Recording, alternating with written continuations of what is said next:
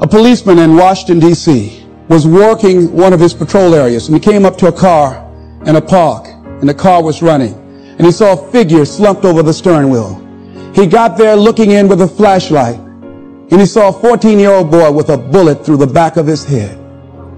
And he said, oh no, he has a son himself. That could have been his son. And he says, something ought to be done. We're losing too many young people. And so this man went home. He had like several $1,000s worth of exercise equipment in his basement. He rented a place. He started bringing the kids in to get them involved in taking care of their bodies and physical exercise and athletic activity. He now has expanded that to getting them involved in entrepreneurial ventures, saying that this is a free enterprise system, and the more enterprising you are, the freer you are. And now these kids have started their own business. They have a little shopping center that they run, they operate, they are managing. And they have commercials on radio, and I'm going to be going there doing some training with them. So he decided, because of that event, that I ought to do something.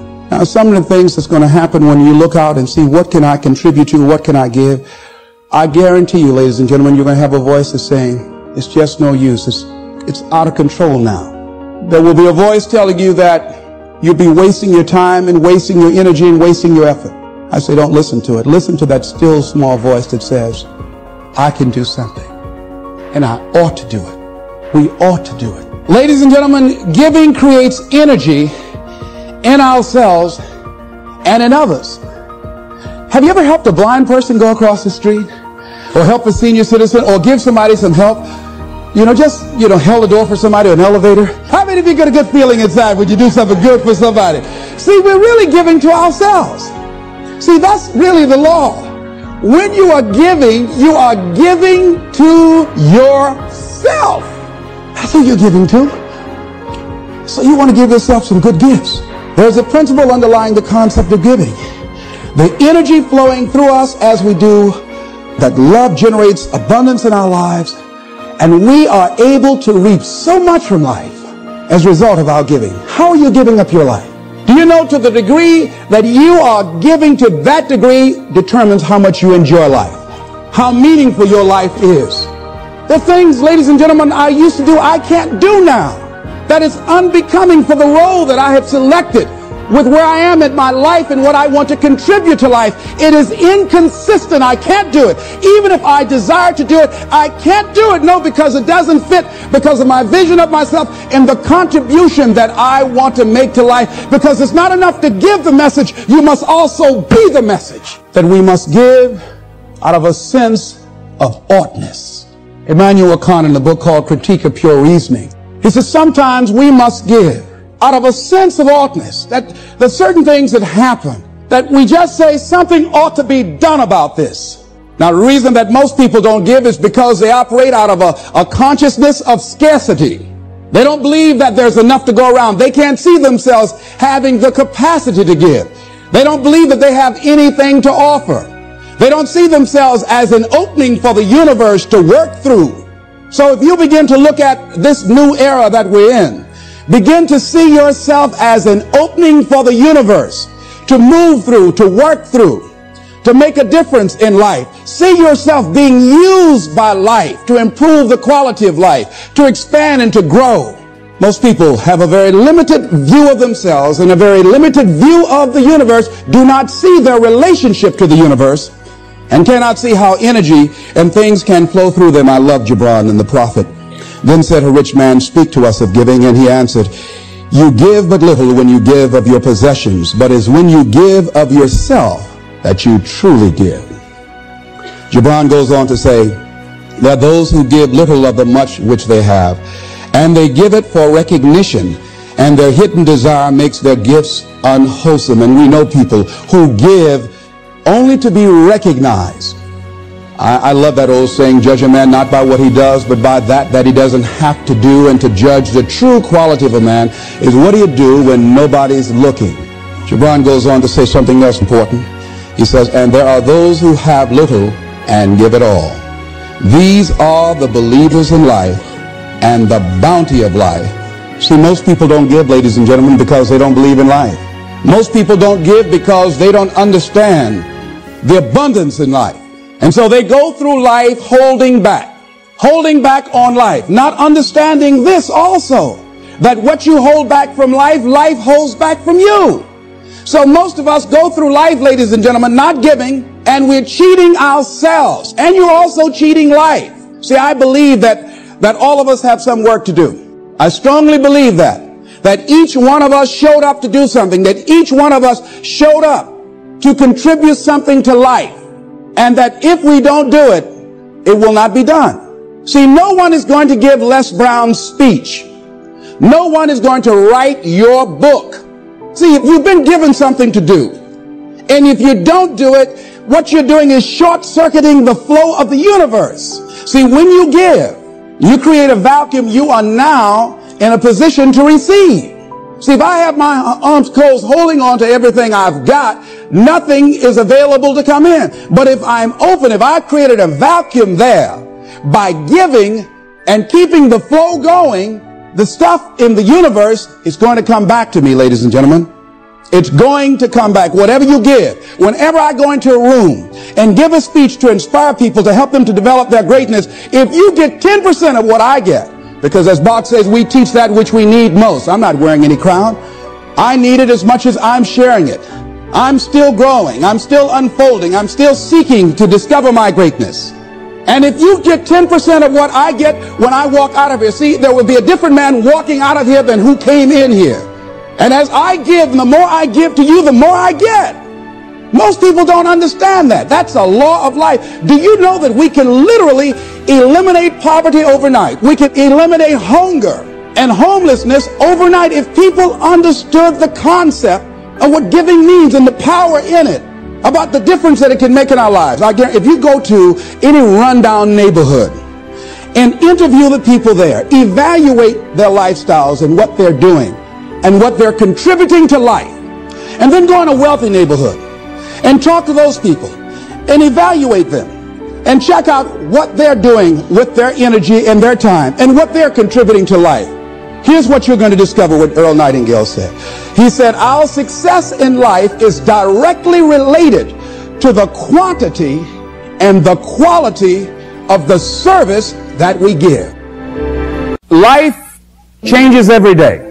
Sometimes things will be going your way. Sometimes things work well for you. Sometimes it won't work so well. Sometimes you'll have your health, you're feeling good and energetic, have a yes I can attitude, and there's some things that can happen to you in life that can take all of that from you. All of that can go. Sometimes you might be financially secure, and a sickness, one sickness can wipe out an illness. Life always change. But you can choose in the midst of all of this that's going on to be happy in spite of it. In the good times and in the bad times, you can make a choice. Viktor Frankl, he talks about that. He said the last of the human freedoms to choose one's attitude in any given set of circumstances, to choose one's own way. Douglas Manlock has a poem I love entitled, It's Fine Today. He said, sure, this world is full of trouble. I ain't said it ain't. Lord, I've had enough and double reason for complaint.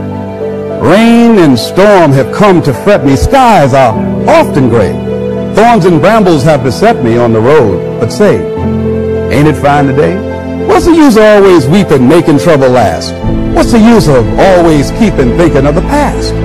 Each must have his tribulation, water with his wine. Life, it ain't no celebration.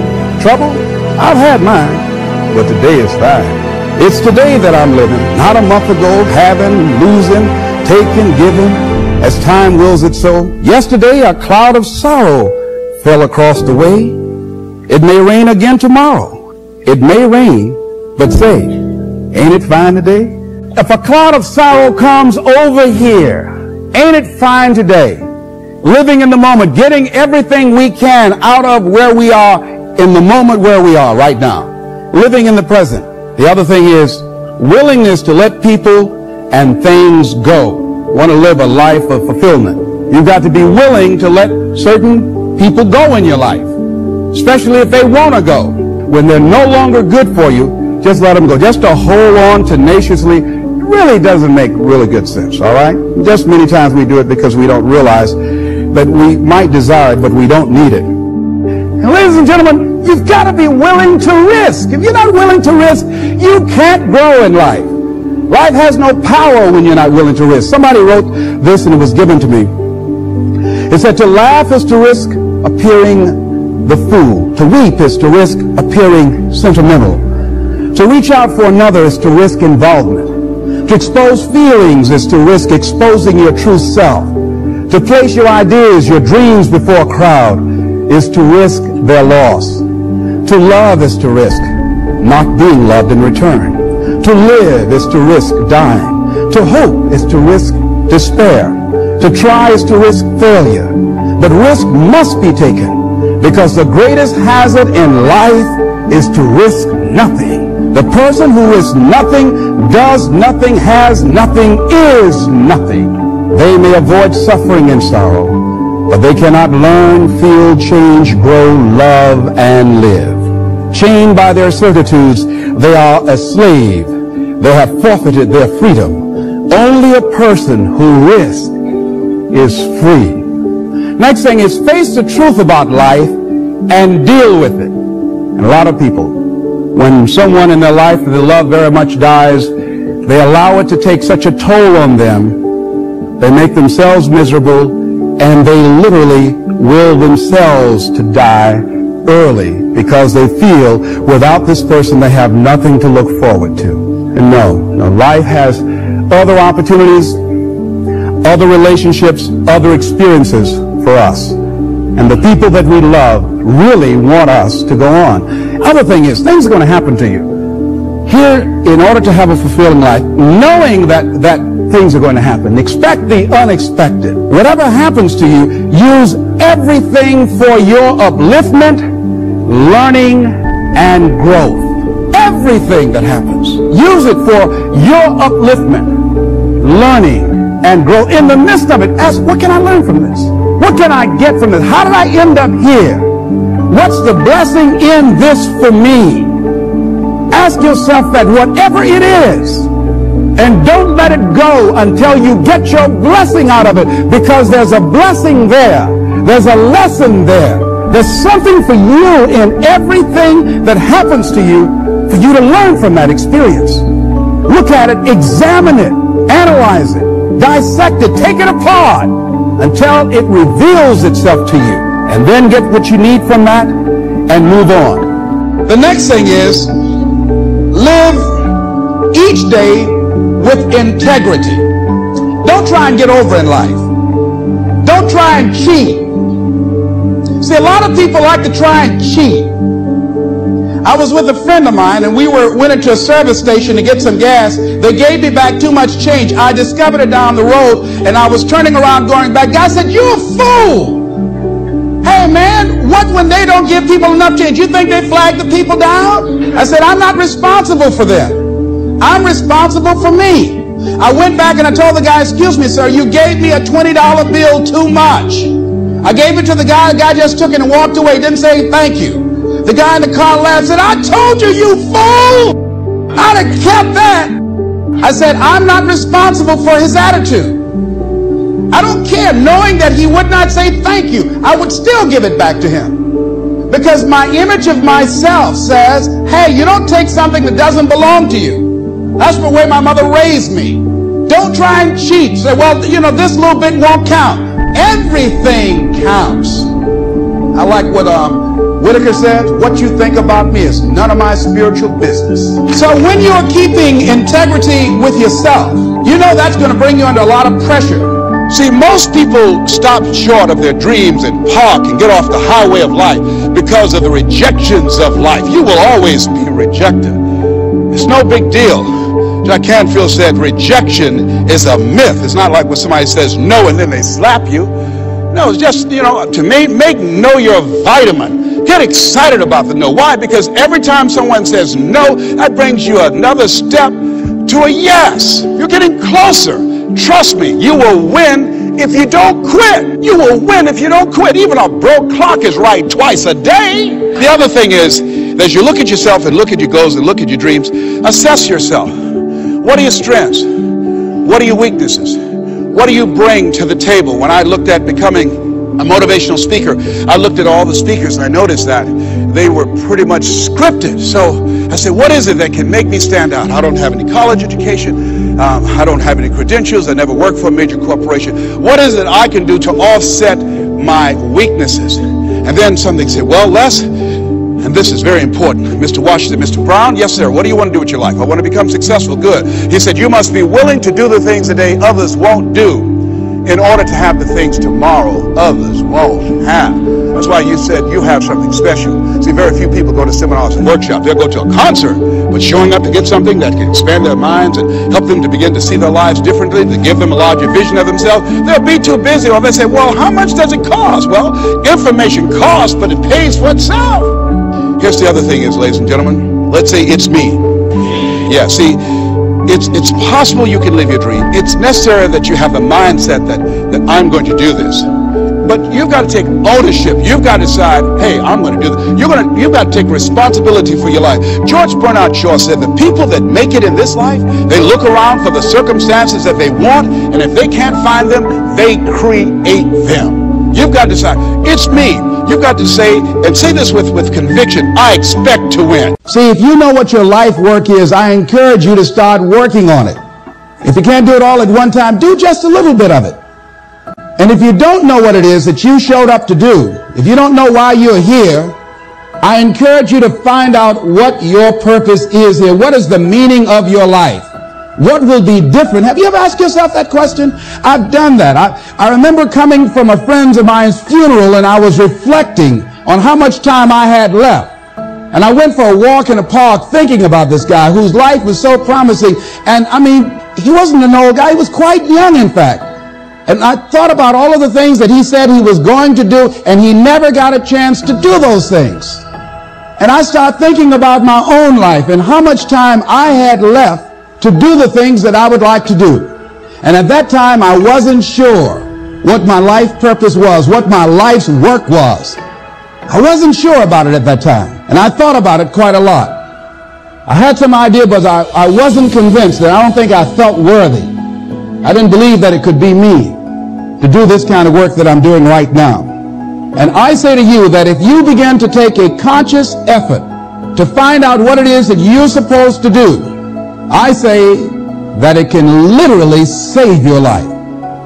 See, when you're going someplace and you already know how much you're going to make, you already know how far you can go, you're in a dead-end position. It erodes your self-esteem. It lowers your sense of yourself. It creates some inner turmoil. It creates an emptiness in you. So I say that your life is worth finding what it is that you're supposed to do. And I'm not saying quit your job. I'm saying find it and do just a little bit of it. When I wanted to become involved in speaking, I started just learning quotes, listening to other people's tapes, going to seminars, going to workshops, asking other people to help me. Just start working at it just a little bit, but do find out what your work is and hold on to it, and don't let your dream go. Don't let it go. Unless you've made some major mistakes in life, you haven't started living yet. So a lot of people, if you've never made any major blunders, made some major mistakes, lost some serious money, taken some serious risks, you haven't started living yet. You don't call that living. Not rocking the boat, going through life quietly, tiptoeing safely to an early grave. No, no, no, no. You got to take some chances. You want to bring some adventure to your life. See, a lot of people, because they don't want to make any mistakes, it takes us to the next level. A lot of people don't want to fail. Fear of failure, fear of success, and guess what else? Fear of the unknown. See, at some point in time, all of us have seen our destiny. I was 6 years old, a man by the name of Reverend Ed Graham, a Mount Zion Baptist Church in Miami. I was 6 years old right before Christmas. My mother was ill. We had no food in the house. And this tall, strapping man around 6'1" came to the door with a food basket in his hand. And he says, "Hello, is this the Brown family?" My mother said, "Yes. I understand that you have 2 sons and a daughter, and that you have no food." "Yes, I'm from Mount Zion Baptist Church, and around Christmas time we pass out food baskets to needy families. Take the basket in behalf of the church and have a nice Christmas." And when he walked out, I said, oh boy, I'd like to be like that man. And I went to his church and I used to watch him speak, and tall and powerful and dynamic speaker, such eloquence. One of his favorite people was the poet Kipling, who wrote, if you can keep your head when all about you are losing theirs and blaming it on you. All of us have seen our destiny at some point in time, and we decided not to listen. We decided to ignore it and say, no, that's not for me. Life came in and slapped us side the head, and we stopped dreaming anymore. Bigger Thomas said, the impulse to dream has been slowly beaten out of me through the experience of life. And that's what causes many of us to give up on our volcano. The experiences and the challenges, the defeats, the disappointments, and the failures of life. And we decide to prematurely throw in the towel on ourselves, or to sell out on our true potential, sell out on living our dreams, feeling that we're not good enough, not wanting to make any mistakes, particularly if you're raised with a great deal of criticism. So you've got to be willing to prepare yourself and do the best you can. Take your best shot and let the chips fall where they may. And so as you begin to look at people become afraid of success because they feel they're not good enough, they can't handle it, the responsibility is too big. I've been there. And when you feel that way, you begin to unconsciously work against yourself to make sure that you don't get it. You begin to sabotage your own potential in a variety of ways, through procrastinating, through not taking care of business, not giving reports on time, not spending your time wisely, squandering your time looking at a lot of idle television, or spend all your time lamenting and complaining about how bad things are, using your energy negatively rather than positively, complaining rather than producing. That's what we do when we're afraid of really making it. And when you're afraid of the unknown, when you're afraid to take that leap, when you're afraid to venture out there, that's a real challenge. I'm reminded about a little boy. Two little guys were out playing on some ice that was supposed to have been solid. And one of the little boys stepped on a thin area of the ice and fell in a hole. And as he began to start thrashing in the water, he began to move with the undercurrent to other areas of the ice, and his friend was there trying to help him, beating, hitting the ice, trying to save his friend. And he panicked, and he looked just a short distance away, and there was a tree, and he went and he ripped a branch off, and he came back trying to get his buddy out, and he just took the best he could to start scraping around the ice to make a circle. And when he did, he started beating on it and beating on it, and there, all of a sudden, the ice began to crumble, and he was able to pull his friend out to safety. When the paramedics finally got there, they saw what had happened, how thick the ice was. He saved the little boy's life, but what baffled them, they looked at the branch, and they looked at this little scrawny guy and said, how did he do this? It's impossible. They just went beating around the ice to see how thick it was, hearing the thumping sound. Said, how did he do that? I mean, it was a miracle that he was able to just take that branch and go around, make a circle, and beat the ice and pull him through. It's just too small. It's just impossible. And an old man standing around, hearing the conversation, stepped forward and said, I can tell you how he did it. He didn't have anybody here to tell him he couldn't do it. See, sometimes life will happen to you like this little boy, and you won't have time to say no. You won't have time to think that you can't do it. The only time you will have is to act, to take the leap of faith and believe that everything is going to be all right. Take that leap of faith. Trust yourself and know within yourself that everything's going to be all right. But aren't there some guarantees you can give us, Les? Yes. What is that? You're going to die. In case you didn't understand that, you can't get out of life alive. So I'm saying to you, you got 6 months to live. Live your life now. Live your dreams now. Start acting like this is your last day on the planet. See, if we decide that we don't need a pronouncement from some physician to say we have 6 months to a year to live in order to really begin to appreciate the beauty of life, in order to really to make some hard decisions in life. See, we have the power in our hands.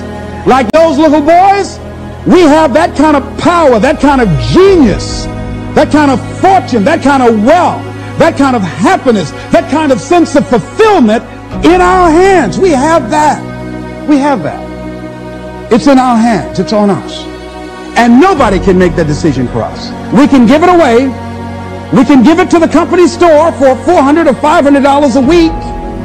Or we can exchange it for how people think about us, how they feel about us, and go through life and resign ourselves to be miserable as we go to our graves, looking good for everybody else, except to ourselves. Or we can decide, hey, wait, this is the only life that I have. And that is my volcano. And I'm going to take the leap of faith. I'm going to jump in it. And I'm going to handle it because I know the universe will never give me anything I don't have the capacity to handle. See, I say to you that you've got the power within you to handle any kind of volcano in your life, regardless of how it shows up, regardless of any kind of challenge that you might have in your life. I say to you, you've got that in you right now. Where will it come from? Don't worry. If you trust yourself, it will come to you at the right time in which you need it. See, most people are not accumulating wealth. Most people are living in poverty. Most people are living far below their potential. Not because they don't have the capacity, not because they have not been given authority and dominion over everything on the face of the earth, but most people are living like they're living because of the fact that they don't believe they can have any more than what they now have. In the book called Miseducation of the Negro, Dr. Carter G. Woodson said, if you can determine what a man shall think, you'll never have to concern yourself with what he will do. If you can make a man feel inferior, you never have to compel him to seek an inferior status, for he will seek it himself. And if you can make a man feel justly an outcast, you never have to order him to go to the back door. He'll go without being told. And if there's no door, his very nature will demand one. That's why Scripture reminds us, be ye not conformed to this world, but be ye transformed by the renewing of your mind. So every day you have to sell yourself and get out of your mind those old thoughts, that old belief system. Every day you've got to sell yourself on that it's possible. That you got to put a new mind in you. You got to get out of your mind. You got to begin to restructure your thinking. Every day you've got to begin to recondition your mind. See, let me share something with you. The easiest thing I've ever done was to earn $1 million. The most difficult thing I've ever done was to believe it could happen to me. That was the most difficult part, to believe that given my circumstances, if my birth parents came down this aisle right now, I would not know either one if my daddy came up here or my mother came up here. Given the fact that I was born in an abandoned building on a floor, being labeled educable, mentally retarded. I remember going to see the late Dr. Norman Vincent Peale, the author of the book, The Power of Positive Thinking. And I used to look at him up on stage and I said, I could do that. I would love to talk to people. I love to talk to people. And I said, I could do that. But then when I started going back to my car, my mental conditioning activated itself. And it said, Les Brown, you can't do that. You don't have a college education. Les Brown, you can't do that. You don't have the training. You've never worked for a major corporation. You can't do that. What makes you think you can earn $5, $10, $15, $20,000 in an hour? You don't earn that now working for 2 or 3 months. What makes you think that you can speak for AT&T, Procter & Gamble, McDonald's Corporation, General Electric? These are clients I have now. You've never even worked for them. How many of you ever thought about something you wanted to do and you talk yourself out of it? Raise your hand if you know what I'm talking about. That inner conversation is what's going to haunt you after staying here and saying, I can do all things through Christ who strengthens me. After saying that again and again, we are more than conquerors. That inner conversation will cause you, when you leave here, to go back leading a life of mediocrity, leading a life of unproductivity, leading a life of poverty. So I'm going to share with you how to break out of that. Whatever it is that you want to do, ladies and gentlemen, here's something that's very key for you. There must be on your part a willingness to do what is required, a willingness. If there are 75 things to do to achieve your goal, if there's one thing on that list of 75 that you're not willing to do, I guarantee you that's the first thing that will come up for you and will kick your butt. See, I always wanted to be a speaker and a trainer. I wanted to make an indelible impact in the training industry, but I didn't want to be a businessman. I'm a first-generation entrepreneur in my family. Because I was told I was dumb and stupid most of my life, I unconsciously developed a tremendous phobia about paper. If you say, let's write me a speech, I automatically become nervous. I can't write you a speech, but I can give you a speech. But I can't write you one. I can't tell you the principles of speaking and what it takes, but I can demonstrate it for you. I can show you how to speak, but I can't give you a written explanation for it. I'm not smart like my sister who graduated from the University of Miami, but I have people on my staff with her education that work for me, but I can't write stuff that they write, because that's not my area of strength. But so I had a fear. I felt I could not operate a business. And so I wanted to hire a consultant to take care of the details. I had given this consultant power of attorney to sign checks and handle my business. I called my consultant and said, listen, I've thought about this. It's time for me to grow. I've got to be willing to handle my own business. I want to meet with you. I need to develop a working knowledge of this. I've got to stop running from this. I've got to learn. Admit my ignorance and decide it doesn't have to be like this for me.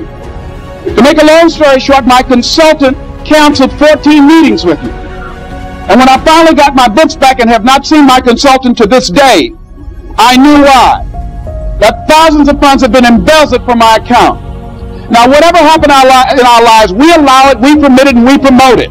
So it was just an education as my career is going up, not coming down. But it's going up. It was just a tuition I had to pay in the universe because I wasn't willing to learn. I wasn't willing to do that. Now here's something else that's fascinating. I said, okay, see, if you're not willing to grow in life, life will kick your butt until you surrender. So I said, okay, I'm willing to learn. And here's what I discovered. It's not as hard as I thought it would be. It has blown my mind. I've been running from things that I consider difficult, and if I had known it's this simple, I'd been doing it long before. But I wasn't willing to grow. I wasn't willing. I didn't have the willingness to do everything that was required, and therefore it kicked my butt. So you've got to decide to grow. See, most people won't try and grow. Now, why wasn't I willing to do that, ladies and gentlemen? Because I didn't want to fail. I didn't want to look stupid. I didn't want to admit the fact that I didn't know something. 85% of people in life allow their fear of failure to outweigh their desire to succeed. See, if you know how to do something right, well, it only makes sense to do it right. But see, I wasn't willing to be a businessman badly. See, if you want to make it in life, here's how you can begin to make your goal, ladies and gentlemen. Decide to make your life a great experiment. See, most people want to experiment, ladies and gentlemen. Most people want to be perfect when they come out the gate. Most people want to do things right all the time. You're not going to do everything right. You're going to make a lot of mistakes. You're going to have a lot of failures. You're going to have a lot of struggles. You're going to feel dumb and ask questions and don't know what to do or where to go. And that's part of growing. That's part of the experimentation process. See, life is about living. Life is about growing. Life is about challenging yourself. Life is about stretching.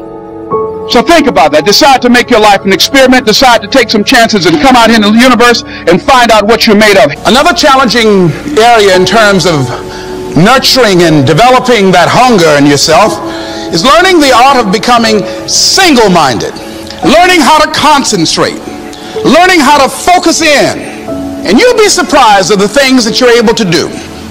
When you learn how to block things out, when you learn how to keep thine eyes single, you'll be surprised at the ideas that will come to you, of the people that you'll be able to attract, of the opportunities that you'll be able to see. You'll begin to see things that have been standing there looking you in the face and say, I can't believe this has been here all this time.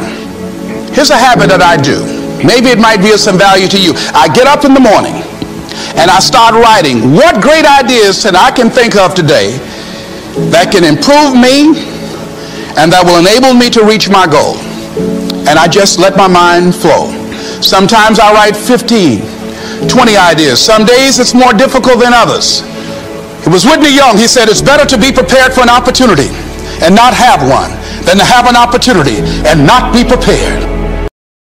One idea can turn your life around. Deciding that you're going to focus to develop your skills. The guy was the new owner of a baseball team that was in the basement of the league when he took it over. He went to the pitcher and he said, what is your best throw? And he said, well, I got a good curveball and I've got a good fastball. And he went on talking about his different throws. He said, but tell me this, what is your best throw? He thought for a moment. He said, I've got a good fastball. He said, that's all I want you to work on. Nothing else. Just develop your fastball. The next year, they went to the World Series. Most people don't know where their fastball is. Most people go through life never discovering what their talents are. Most people never develop their talents. They have skills and abilities, but if you don't nurture them, if you don't develop them, they will never serve you. Your gifts can take you many places if you develop your gifts. Most of us don't like to do those things that come easy to us. I've always loved to talk to people. I decided, taking this advice, to develop my skills as a speaker. And my gift has developed and it's taken me many places. You have something that you brought to the universe, and that if you decide that my life deserves my developing this, what I do well, and becoming the best at it, and mastering myself, and seeing what I have within me, if you decide to drop your buckets where you are and develop your gifts, I grant you, you'll never ever be without. I grant you that your gifts will take you places that will literally amaze you. I grant you that if you begin to work to develop your gifts, you'll develop a strong sense of happiness. You'll get a larger vision of yourself, because part of beginning to get a larger vision of yourself, all of us need some area of our lives where we can have a feeling of competence. That people know when they think about this area, that's something you do. That you eat and sleep that. And that you do that. You do that. So you've got to work on it.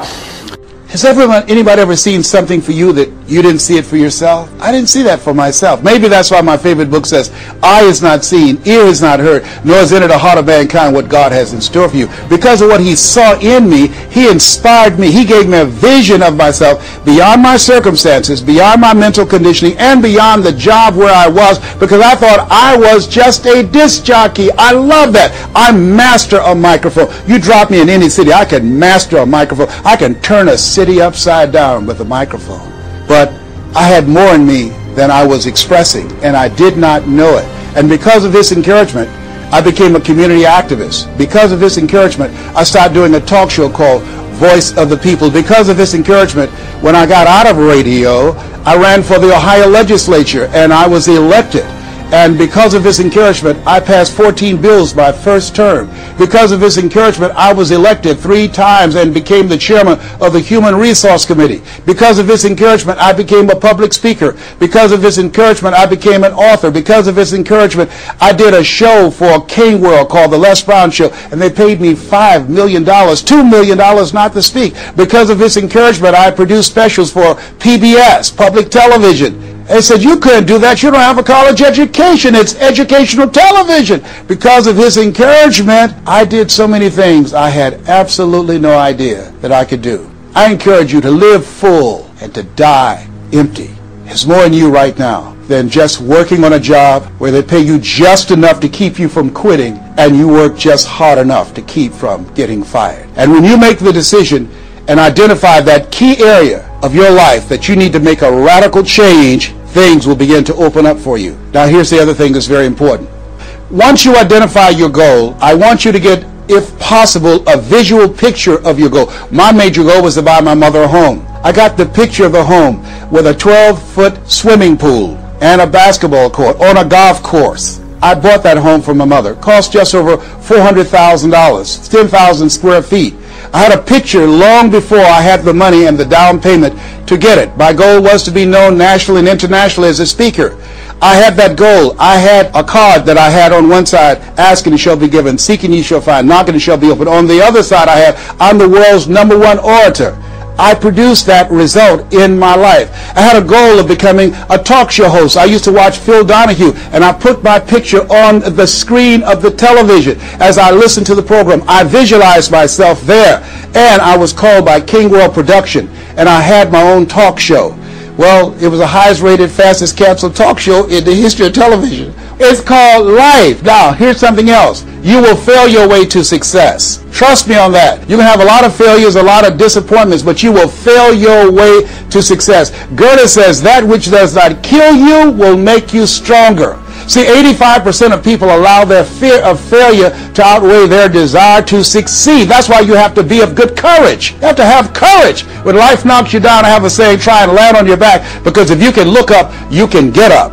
So once you look at and decide the goal that you want to put some things, put a treasure board or a goal board and have pictures of the goal that you want to achieve so you can see it every day when you get up in the morning. And the last thing at night, you're programming your subconscious mind where 9 out of 10 decisions that you make comes from there.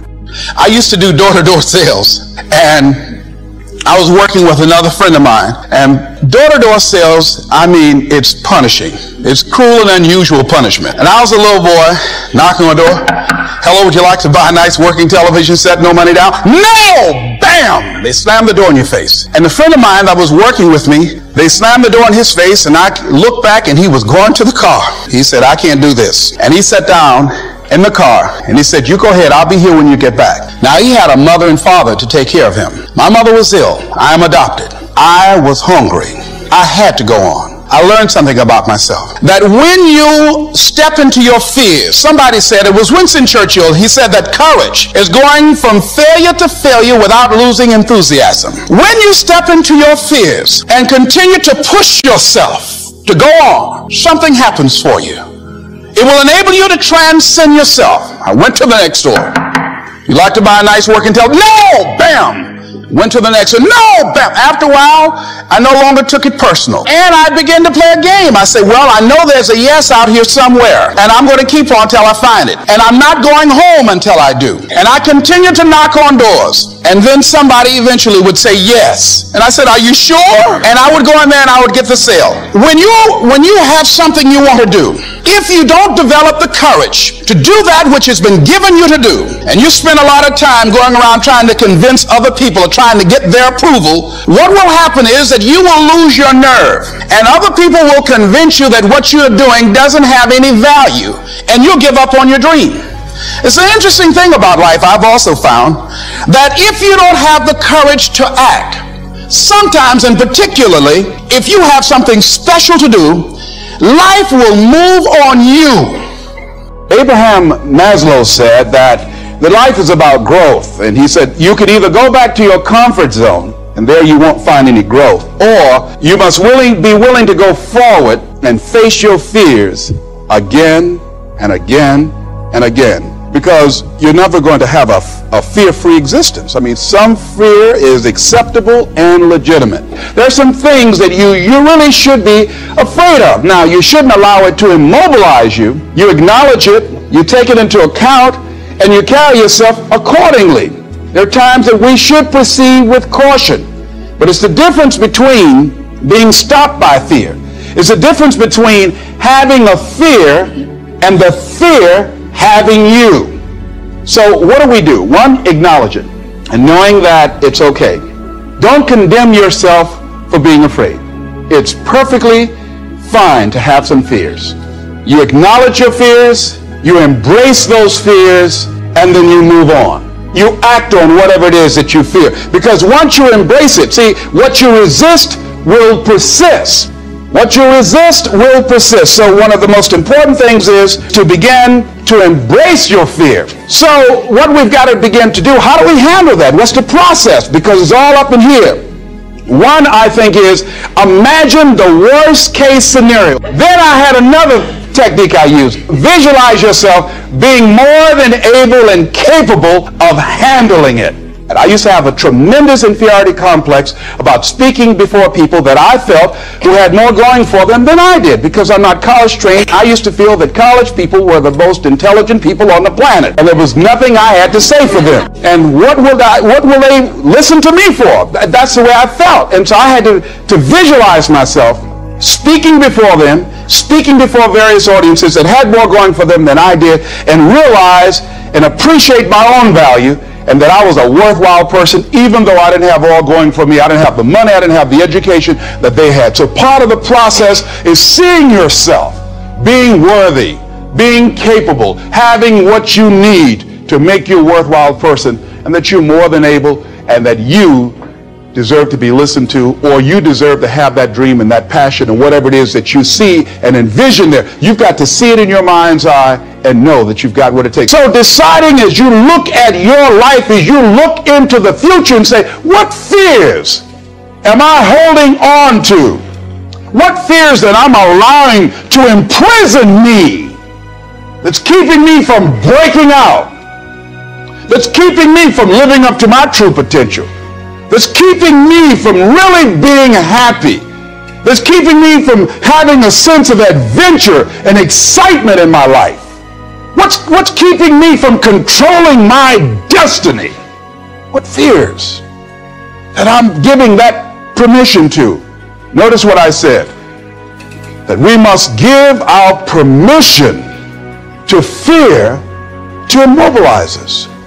Because whatever discomfort you experience, whatever challenges or difficulty that it is, you got to handle it. You got to go up in there and wrestle with it. Will it be easy? No.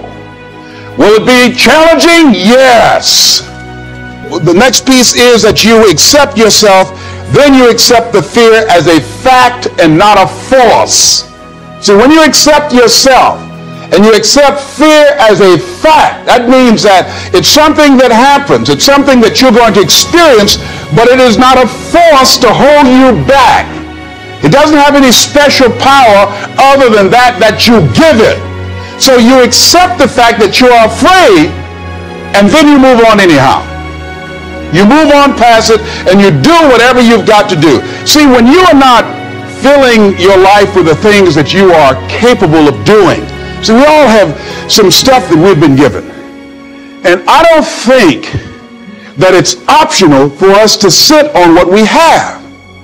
See, if you're sitting on what you have, what you've been given, I think everybody's been given something to bring to the planet, that only you can do that. Only you can perform that. Only you can initiate that activity.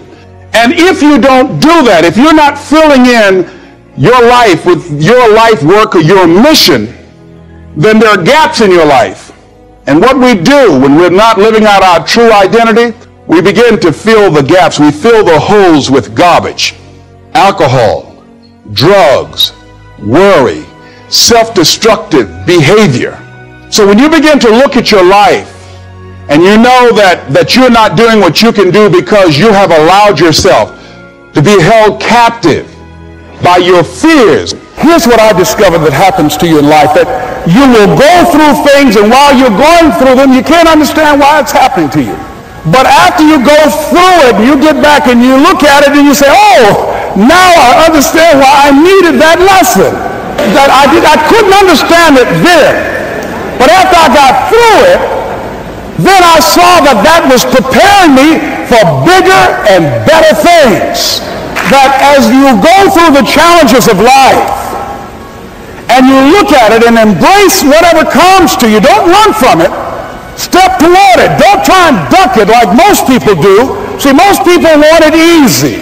When you handle those hard things close at hand, making those hard decisions right now that you don't want to make, learning those things that you don't like to do, but you know that in order for you to get where you want to go, this is one of the hoops that you have to flip through.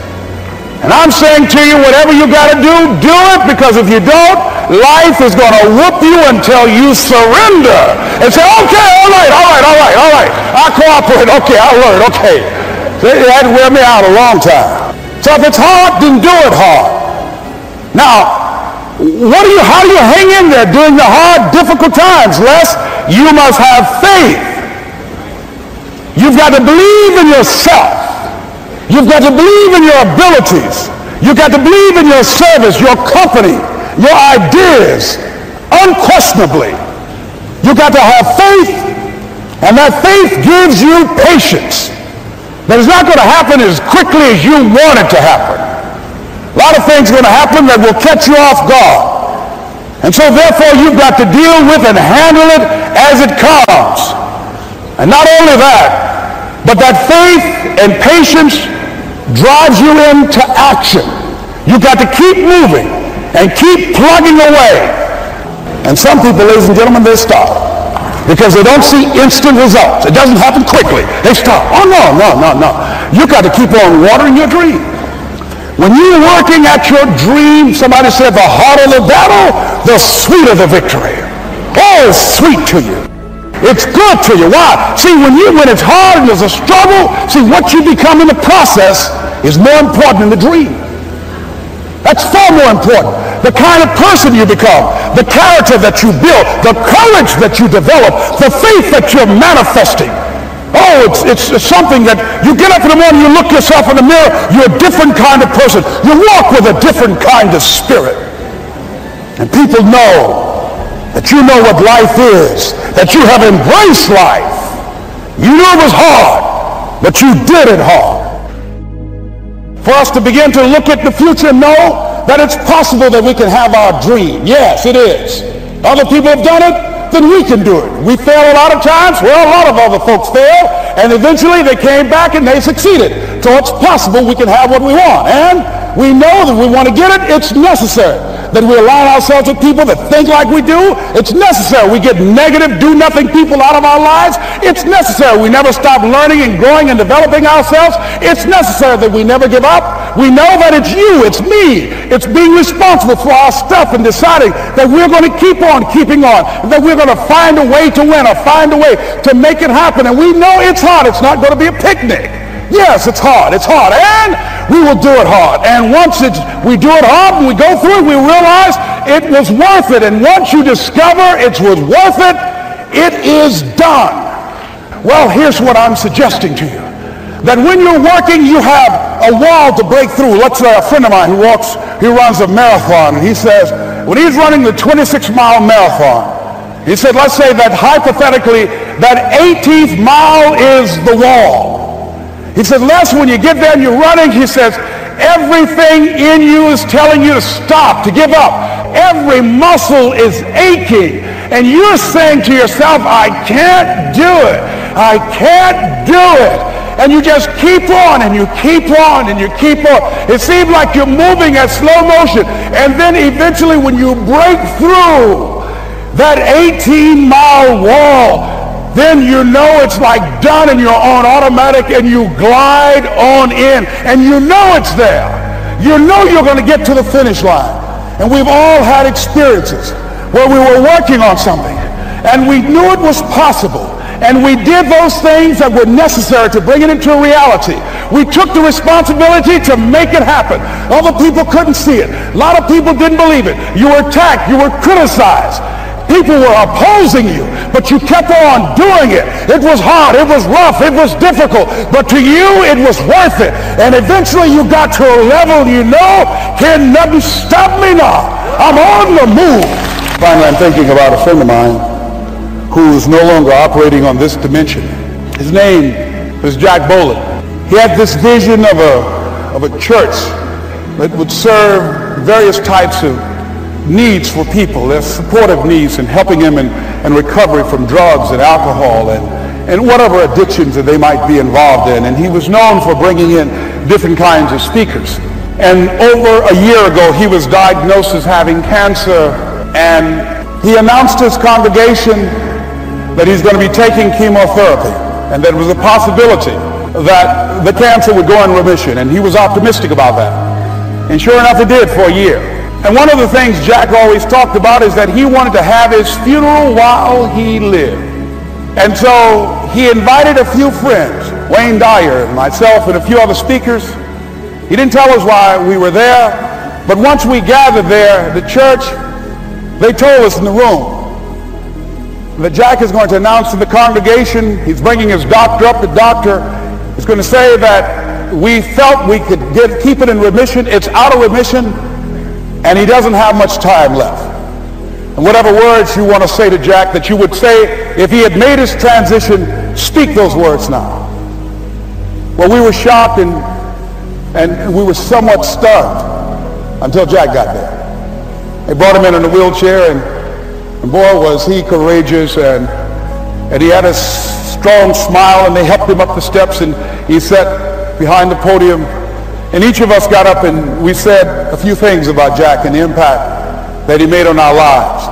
And he said the doctor, after announcing that Jack didn't have long, he says, "Doctor," he said, "I accept what you say, but it's possible that that does not have to be the case. But if it is, I will enjoy life to the very last breath I take, even the chemotherapy. I will enjoy that." And Jack did, ladies and gentlemen. And when they said that all of his vital organs were failing, they called his family and his close church staff to the hospital and said, "He's dying." And so they came and they all gathered in the room. And Jack at that time was unconscious. And he gained consciousness. And he looked at them and he said, with what strength he had, he said, "I want to thank you all for being here. You've been a great staff to me." He looked at his sons, his daughter. He said, "You've been a great family."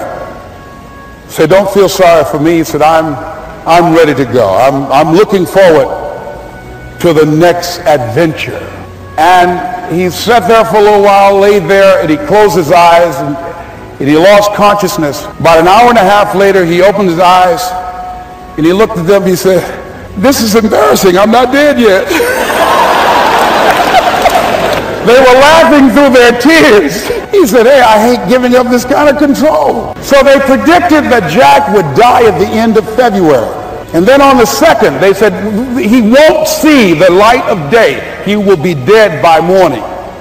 Ladies and gentlemen, Jack died on March 4th.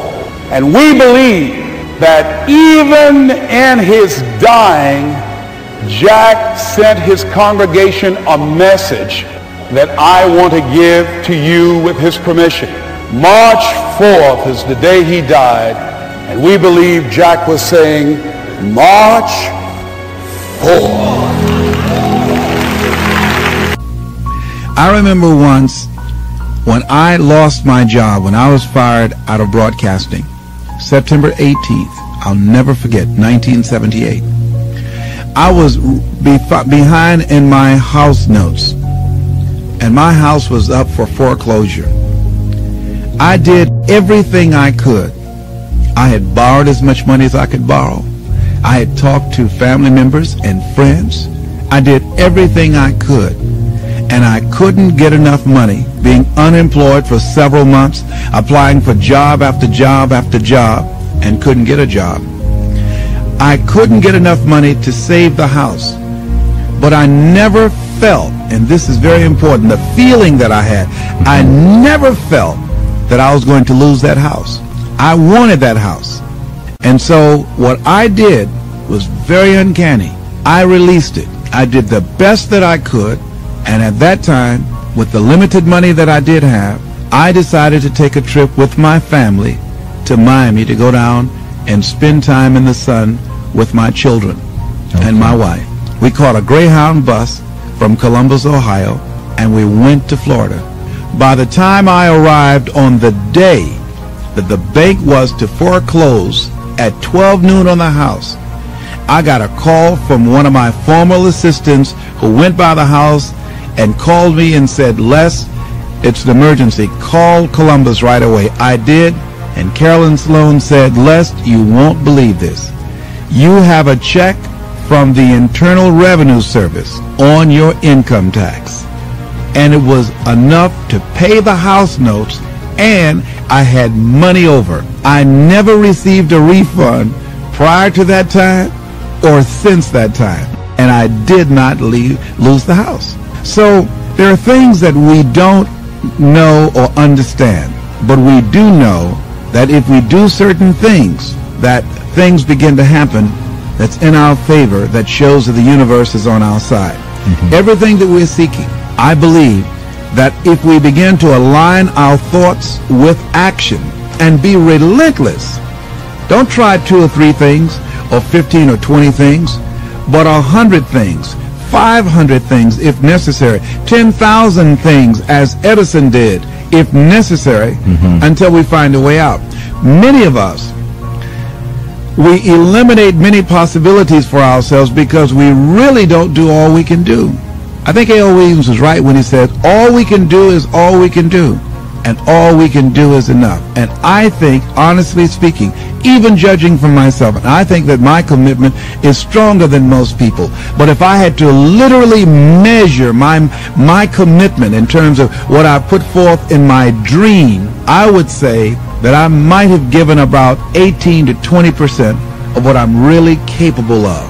As high in consciousness as I believe that I am, comparatively speaking, where I used to be, I'm still nowhere near reaching 50% of the commitment that I can make to accelerate the growth and the development of my dream and the manifestation of the things that I know within myself that I'm capable of producing.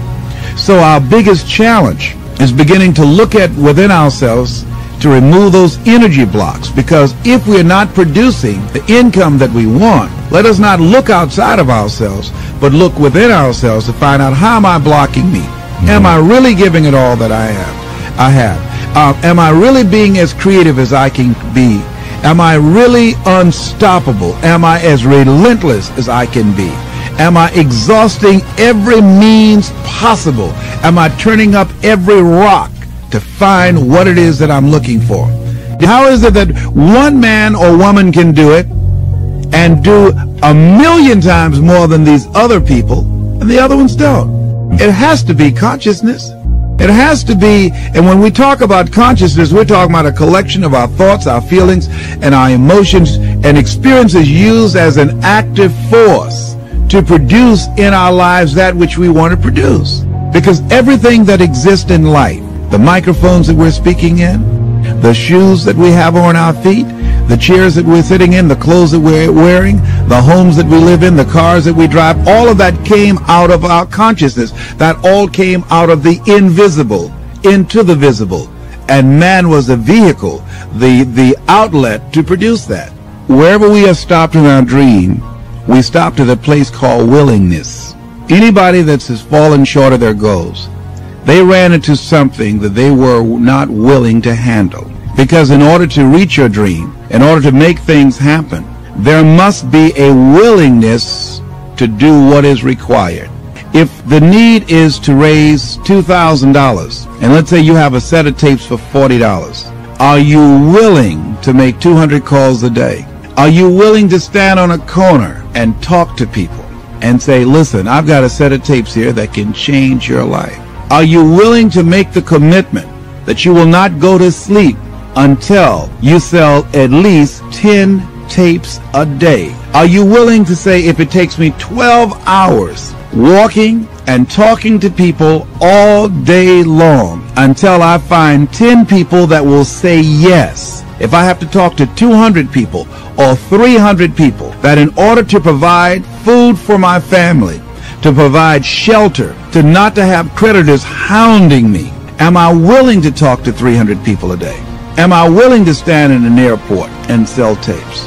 Am I willing to go out and make calls again and again and again? Am I willing to knock on doors? Am I willing to do that? See, if we have some skill, some ability, some knowledge, or some product, then the only thing that's between us and what we want to generate is our willingness to expend the energy to produce the results that we want. What am I willing to do with my energy, my time, and my knowledge to produce the results? That's the bottom line. What are you willing to do? And what most people don't realize is they don't give up on their goals because it becomes insurmountable or it's impossible. Is that they just looked at what they wanted and they just decided within themselves, consciously or unconsciously, I'm not willing to produce this result.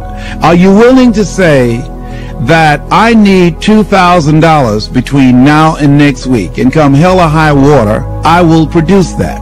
That's the bottom line. Because the only thing that counts in life are results, not reasons of why you didn't do it, but results. That's the only thing that counts. And we are capable of producing results.